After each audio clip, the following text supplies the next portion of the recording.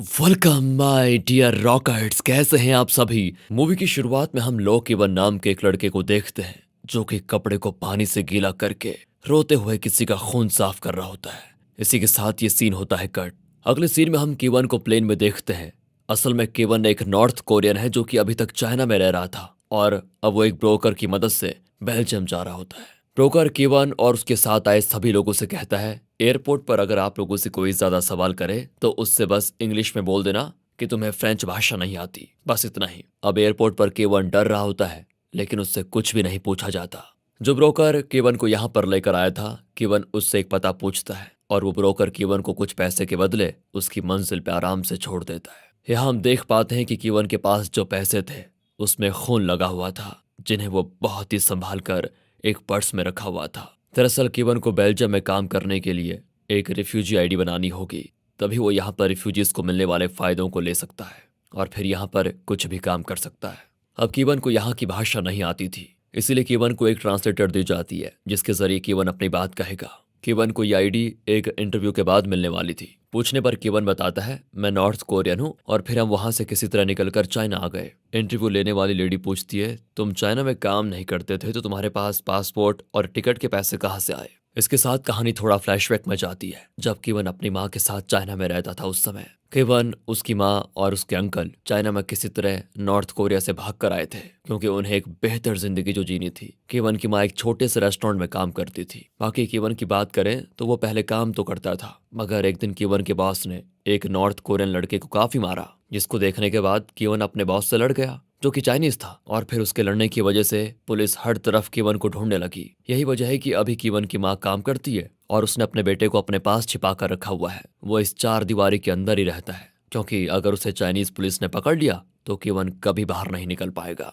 केवन की माँ अब अपने काम पर चली जाती है और उससे कहती है कि बेटा घर पर ही रहना। फिलहाल यहाँ से कहानी प्रेजेंट में आती है और पैसे कहाँ से आए ये तो पता नहीं चलता, पर केवन का इंटरव्यू ठीक गया होता है। उसे अब इंटरव्यू का दूसरा राउंड देना होगा पर उसकी डेट कई महीनों के बाद होती है। केवन अपने ट्रांसलेटर से पूछता है कि मैं तब तक क्या करूंगा, कैसे जिंदा रहूंगा मैं, यहाँ मेरा ना कोई अपना है ना ही कुछ। वो लेडी भी कहती है कि तुम्हारे पास वैसे इंतजार करने के अलावा कोई मौका ही नहीं है। रात हो जाती है और साथ ही काफी ज्यादा ठंड भी, इसलिए केवन एक हॉस्टल में रात बिताने के लिए जाता है जहाँ कुछ देर के बाद केवन के बेड में एक लड़का और एक लड़की इंटीमेट हो रहे होते हैं। अब ना चाहते हुए भी उसे अपना सामान वहां से निकालना पड़ता है तो वो लड़का उसको बाहर ही कर देता है। अब केवन की समझ नहीं आता कि कहाँ जाऊं, क्या करूं। तब वो एक पब्लिक टॉयलेट में रात बिताने का फैसला करता है और बेचारा वहीं सो जाता है। अब जो केवन के पास पैसे थे उसमें खून लगा हुआ था और साथ ही केवन न जाने उन्हें खर्च क्यों नहीं करना चाहता था, पता नहीं क्या वजह थी। उसके बाद केवन डस्टबिन से बचा कुचा खाना और पानी निकाल कर पीने लग जाता है, लेकिन इस खाने से उसकी तबीयत और खराब हो जाती है।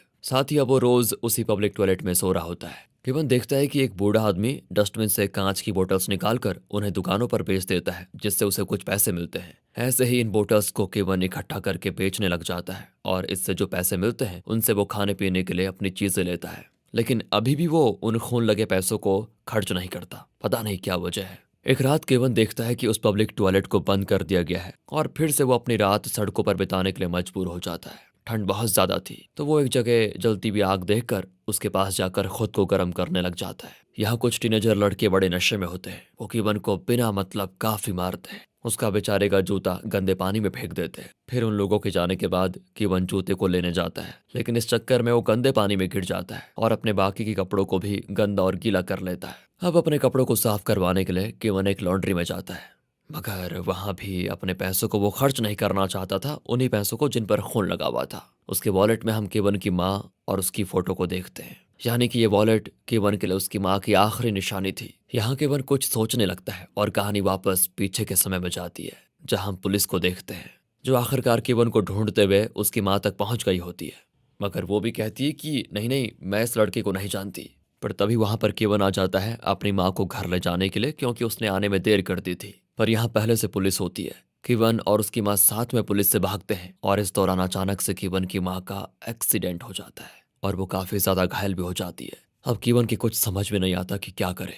इसी बीच वहां पर केवन के अंकल आते हैं। केवन की माँ उससे कहती है, बेटा तुम जाओ, अपनी जिंदगी अच्छे से जियो, तुम एक नए शहर में जाना और वहां अपनी एक नई पहचान बनाना। मुश्किलें आएंगी, लेकिन हाँ, तुम्हें घुटने नहीं टेकने हैं। पूरी जान से उन सभी मुश्किलों का सामना करना। केवन के अंकल भी उससे कहते हैं कि जाओ यहाँ से, नहीं तो पुलिस तुम्हें पकड़ लेगी। इस कारण ना चाहते हुए भी केवन को भागना पड़ता है। प्रेजेंट में लॉन्ड्री में सोचते सोचते केवन सो गया था, जिसके हाथ में वो वॉलेट और उस वॉलेट में पैसे देखकर एक लड़की उसे चुरा लेती है। अब लॉन्ड्री में कैमरा था, तो केवन को जब उठने पर वॉलेट नहीं मिलता तब वो पुलिस में कंप्लेंट करने जाता है। पुलिस भी उस लड़की को पकड़ लेती है। ये लड़की भी कोरियन थी, जिसका नाम मैरी होता है। अब पुलिस स्टेशन में केवन मैरी से बताता है कि देखो, वो वॉलेट मेरी माँ की आखिरी निशानी थी, वो मुझे वापस कर दो प्लीज। मैरी कहती है मैंने तो उन पैसों को खर्च कर दिया है। ये बात सुनकर केवन कहता है कि तुम जानती भी हो, मैंने मेरी माँ की लाश को बेचकर वो पैसे लिए थे। कहानी दोबारा फ्लैशबैक में जाती है, जहाँ केवन के अंकल उसे बेल्जियम का टिकट और ये पैसे देते हैं। केवन जब पूछता है तो वो बताते हैं कि ये पैसे तुम्हारी माँ की बॉडी को बेचकर एक हॉस्पिटल ने दिए हैं। तुम्हारी माँ ने ही मरने से पहले ये कहा था, वो चाहती थी कि तुम जिंदा रहो, एक अच्छी जिंदगी जियो। ये सुनकर तो केवन को सदमा सा लगता है और वो अपने हाथ की नस काट कर खुद को खत्म करने की कोशिश करता है, पर उसके अंकल उसे रोक लेते हैं। केवन इस बात से काफी दुखी हो जाता है। वो उस रोड पर आ जाता है जहाँ पर उसकी माँ का एक्सीडेंट हुआ था और वहां गिरे खून को रोते हुए साफ करने लग जाता है। यहीं पर उन पैसों में ये खून लगा था और यही वजह थी कि केवन उन पैसों को खर्च नहीं कर पा रहा था, क्योंकि ये उसे अपनी माँ की आखिरी निशानी लगती है। प्रेजेंट में मैरी को केवन की कहानी सुनकर थोड़ा अफसोस होता है और वो केवन से कहती है मैं तुम्हें तुम्हारा वॉलेट जरूर दिलवाऊंगी, लेकिन हाँ, उसके लिए तुम्हें पुलिस वालों से कहना होगा कि उस वॉलेट में सिर्फ $30 थे। उससे अगर तुमने ज्यादा बताया तो पुलिस मुझे अंदर कर देगी और तुम्हें अपनी माँ का वॉलेट कभी नहीं मिलेगा। केवन यहाँ ऐसा ही करता है। पुलिस मैरी को छोड़ देती है। केवन मैरी से कहता है देखो, अब मुझे मेरा वॉलेट वापस दिलवा दो प्लीज। वो भी कह देती है कल ले लेना, एक्चुअली वो मेरे एक दोस्त के पास है तो कल मिल जाएगा तुम्हें। लेकिन केवन उसका पीछा छोड़ने के मूड में बिल्कुल नहीं था। इसी दौरान मैरी के डैड वहां पर आते हैं, जिनका नाम थॉमस होता है। लेकिन मैरी अपने पिता से बात नहीं करती, क्योंकि उसके पिता ने उसकी माँ की बीमारी के बारे में उसे नहीं बताया था और जब वो मर गई तब मैरी ने अपने पिता से रिश्ता तोड़ दिया। वो यहाँ थॉमस को उल्टा सीधा बोलकर केवन के साथ चली जाती है और मैरी ने केवन के पैसे इसीलिए चुराए थे क्योंकि उसके ऊपर जैक नाम के एक गुंडे का कर्ज था। वो इसीलिए क्योंकि मैरी ने उससे कुछ नशीली चीजें ली थी। उसी के पैसे को चुकाने के लिए मैरी ने चोरी की थी।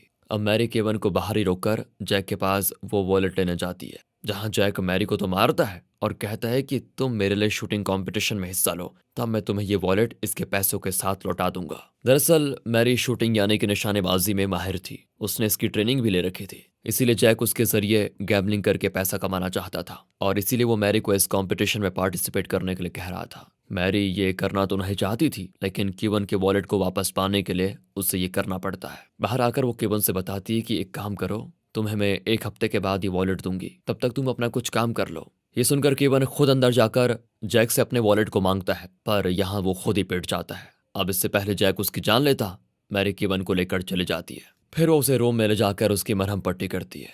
बातों ही बातों में मैरी को पता चलता है कि केवन खाली वोटर्स बेचकर एक टाइम का खाना खाता है। तब वो उसे एक एड्रेस लिख कर देती है और कहती है कि यहाँ जाकर मेरे पापा का नाम लेना, वो तुम्हें कोई ना कोई काम जरूर दे देंगे। साथ ही वो केवन को पहनने के लिए दूसरे कपड़े भी देती है। केवन जाने से पहले मैरी से कहता है याद है तुमने जो वादा किया है उससे मुकरना मत प्लीज। अगले दिन केवन मैरी के बताए एड्रेस पर चला जाता है, जहाँ का मैनेजर केवन को जॉब तो दे देता है, लेकिन वो कहता है कि तुम्हें फैक्ट्री में काम मिल जाए, इसलिए मैंने तुम्हारा नाम बदल दिया है, क्योंकि यहाँ नॉर्थ कोरियंस को कोई काम नहीं देता। इसीलिए फैक्ट्री के डॉक्यूमेंट्स में मैंने तुम्हें चाइनीज कोरियन दिखाया है। यहाँ केवन की मुलाकात एक चाइनीज कोरियन महिला मराठा से होती है, जो कि यहाँ पर केवन को काम धाम सब कुछ सिखाती है। साथ ही जब कुछ लोग केवन को फ्रीजर रूम में मजाक करने के लिए बंद कर देते हैं, तब वो केवन को खुद बाहर निकालती है। एक्चुअली ये एक मीट फैक्ट्री थी, जहाँ से रोज मराठा मीट के पैकेट्स चुरा लिया करती थी और ये चीज केवन भी देख लेता है।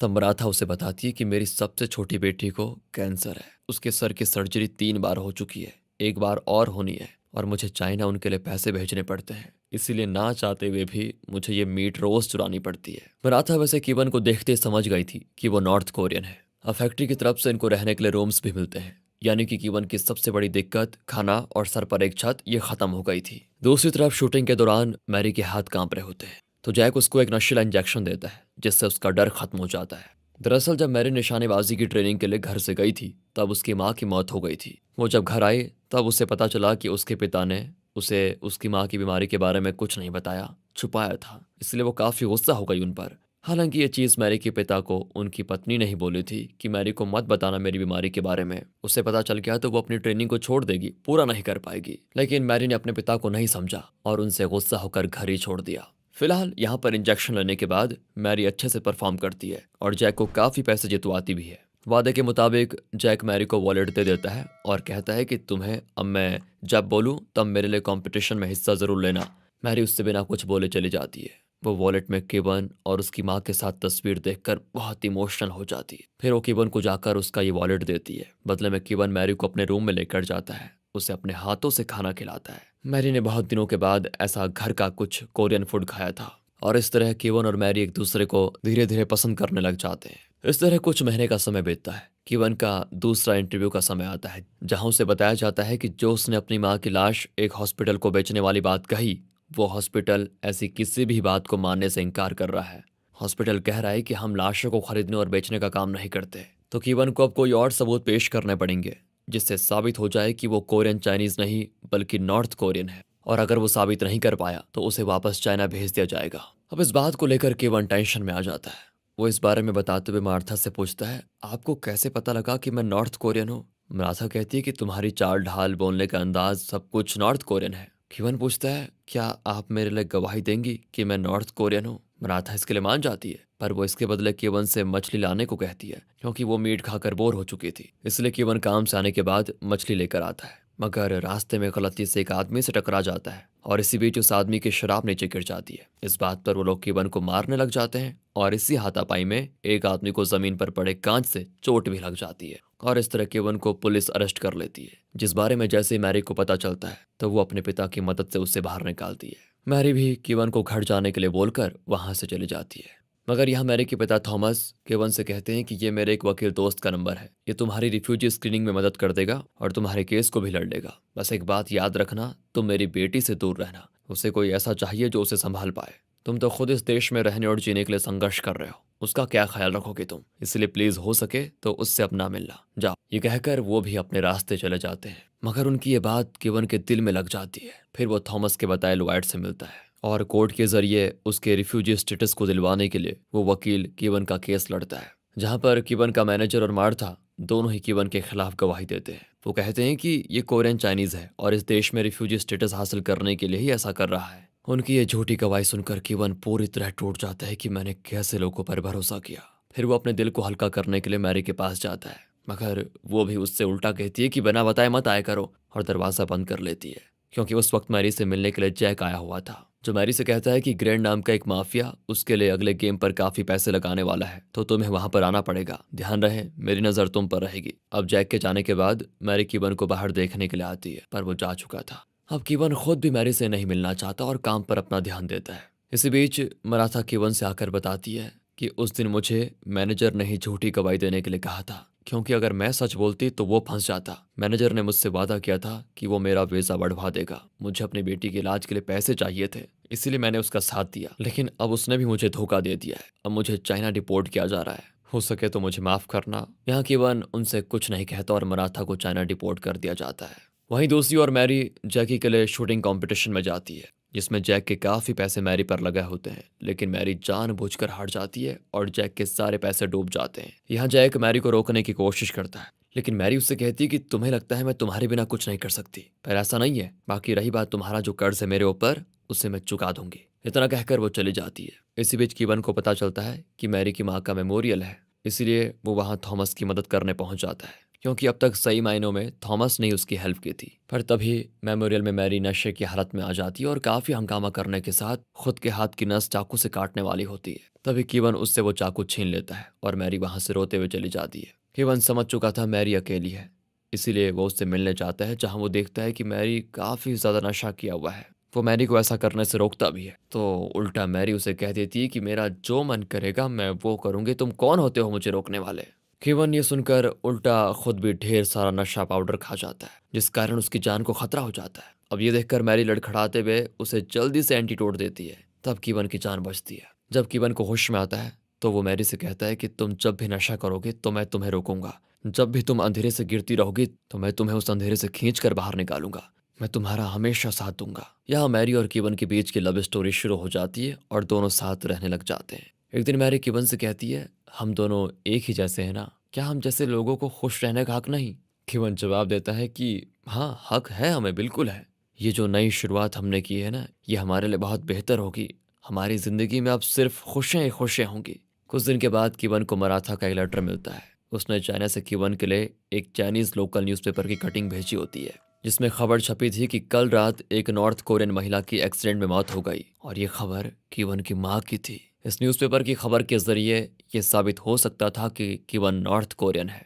मराठा को कीवन मन ही मन माफ कर देता है। फिर कीवन मैरी के साथ कोर्ट जाता है। इस बीच मैरी को जैक का कॉल भी आता है, जो उससे कहता है, अभी अगर तुम मेरे पास नहीं आती हो तो मैं कीवन को मार डालूंगा, समझी? फिर कीवन की जान बचाने के लिए मैरी चली जाती है। उसने कीवन से ये बोला था कि घर में एक पाइप लीक हो रहा है, मैं प्लम्बर को बुक किया है तो वो घर आ गया है, उसी को देखने जा रही हूँ। पर वो जैक के पास पहुंचती है, जहाँ ग्रैड भी बैठा होता है। ग्रैड यहाँ जैक से कहता है कि ये लड़की आज से तुम्हारे लिए नहीं बल्कि मेरे लिए काम करेगी, और ये बात जैक को पसंद नहीं आती और वो ग्रैड को मार डालता है। इसी बीच वहां पर गोलीबारी होती है, जिसमें जैक भी घायल हो जाता है। जैक मैरी से कहता है, तुम चिंता मत करो, हम दोनों यहाँ से सीधा एम्स्टर्डम चले जाएंगे। वहां मेरे एक दोस्त के गेमिंग सेंटर पर तुम्हारे इस हुनर के जरिए ढेर सारा पैसा कमाएंगे। लेकिन मैरी नहीं जाना चाहती, वो तो कीवन के साथ रहना चाहती है। और यहाँ कीवन को कुछ ठीक नहीं लग रहा होता है। वो याद करता है तो उसे याद आता है कि मैरी एक गाड़ी में गई थी। अब उसे समझ में आ जाता है कि मैरी खतरे में है, इसीलिए इमरजेंसी का बहाना करके वो बीच कोर्ट में ही उठकर मैरी के पास जाता है। जब वो जैक के अड्डे पर पहुंचता है तो जैक उसे मारने लग जाता है। बदले में कीवन भी उससे लड़ता है, लेकिन जैक उस पर भारी पड़ रहा होता है। वो कीवन को चाकू से मारने वाला होता है कि पीछे से मैरी उसके हाथ पर शूट कर देती है। फिर कीवन मैरी को लेकर भागता है। अब यहाँ ग्रैड के लोग आ चुके होते हैं। ग्रैड अभी भी जिंदा है, बस थोड़ा घायल हो गया था। उसके लोग सबसे पहले तो जैक को मारते हैं और अब वो मैरी को ढूंढने लग जाते हैं। कीवन मैरी को एक जगह ले जाकर कहता है कि अब तुम्हें बेल्जियम से हमेशा के लिए जाना होगा, क्योंकि वो लोग तुम्हें ही ढूंढ रहे हैं, और मैं तुम्हारे पापा से इस बारे में बात करता हूँ, देखो फिर क्या होता है। मगर मैरी तो कीवन के साथ रहना चाहती थी। कीवन भी कह देता है कि देखो, अब मुझे रिफ्यूजी स्टेटस नहीं मिला है, ना तो मैं यहाँ रह सकता हूँ और ना ही मुझे ये देश छोड़ने का हक है। जानती हो, तुम्हारे पापा ने मुझे तुमसे दूर रहने के लिए कहा था, क्योंकि मैं तुम्हारा ख्याल नहीं रख सकता। इसीलिए उस वक्त मैंने फैसला किया कि खुद को इस लायक बनाऊंगा ताकि मैं तुम्हारा ध्यान रख पाऊं, तुम्हें संभाल पाऊं, तुम्हारे काबिल बन पाऊं। कुछ देर के बाद मैरी के पिता थॉमस आ जाते हैं। उन्होंने मैरी के देश छोड़ने का सारा इंतजाम कर दिया होता है। अब थॉमस अपनी बेटी को समझाता है कि बेटी, मैंने तुम्हारे लिए किया है जो किया है, और तुम्हारी माँ वाली बात मैंने उनके कहने पर ही छुपाई थी। मैरी अपने पिता को माफ कर देती है। एयरपोर्ट जाते वक्त मैरी कहती है कि मैंने सब कुछ बर्बाद कर दिया, काश हम सब साथ जा पाते, मैं तुम्हारे साथ घूमना चाहती हूँ। ये बात वो केवन को बोल रही होती है दोस्तों। केवन उसे कहता है कि हम जरूर घूमेंगे यार साथ में, बल्कि एक जगह नहीं, पूरी दुनिया। पर अभी तुम्हें जाना होगा, क्योंकि मेरे लिए तुम्हारी खुशी और तुम्हारा जाना सबसे ज़्यादा ज़रूरी है। और यहाँ मैरी केवन से अपने प्यार का इजहार करती है और कहती है, अच्छा हुआ उस रात मैंने तुम्हारा वॉलेट चोरी किया, नहीं तो हम कभी नहीं मिलते। इसके बाद वो चली जाती है। कहानी अब 1 साल आगे आ जाती है और हमें पता चलता है कि उस दौरान केवन ने एक रेस्टोरेंट में काम किया और अपनी एक पहचान बनाई। उसे अब रिफ्यूजी स्टेटस भी मिल गया है। एक दिन रोड क्रॉस करने के दौरान केवन अपनी माँ को इमेजिन करता है, जो उससे कहती है, बेटा मुझे पता था कि तुम मुश्किलों के सामने हार नहीं मानोगे, कभी नहीं हार मानोगे। मैं तुमसे बहुत खुश हूँ आज। यहाँ वो अपनी माँ का हाथ पकड़कर उन्हें साथ लेकर चलने की कोशिश करता है, लेकिन वो मना कर देती है। और इससे हम समझ पाते हैं कि केवन को अपने पास्ट को भूलकर अपने नए भविष्य की तरफ आगे बढ़ना होगा। केवन वन वे टिकट करके बेल्जियम से बाहर जा रहा होता है, एक नई जिंदगी की तलाश में भटकने के लिए। वो रिफ्यूजी स्टेटस इसलिए नहीं चाहता था कि वो इस देश में रह सके, बल्कि इसलिए चाहता था ताकि जब भी उसका मन चाहे वो इस देश को छोड़कर जा सके। केवन को किसी देश में नहीं रहना था, उसे बस एक घर चाहिए था जहां वो, उसका प्यार मैरी साथ में हमेशा खुश रह पाए। यही उसकी इच्छा थी। मूवी के लास्ट सीन में केवन मैरी के पास पहुंच जाता है। इस 1 साल के दौरान मैरी के प्यार में कोई कमी नहीं आई थी। वो केवन को देखकर काफी खुश होती है और दौड़कर उसे गले लगा लेती है। इसी हैप्पी एंडिंग के साथ दोस्तों ये मूवी यहाँ पर खत्म हो जाती है। अगर आपको एक्सप्लेनेशन अच्छा लगा, वीडियो अच्छी लगी हो तो सब्सक्राइब कर दें। मिलते हैं अगली वीडियो में, ध्यान रखिए अपना, and finally thanks for watching.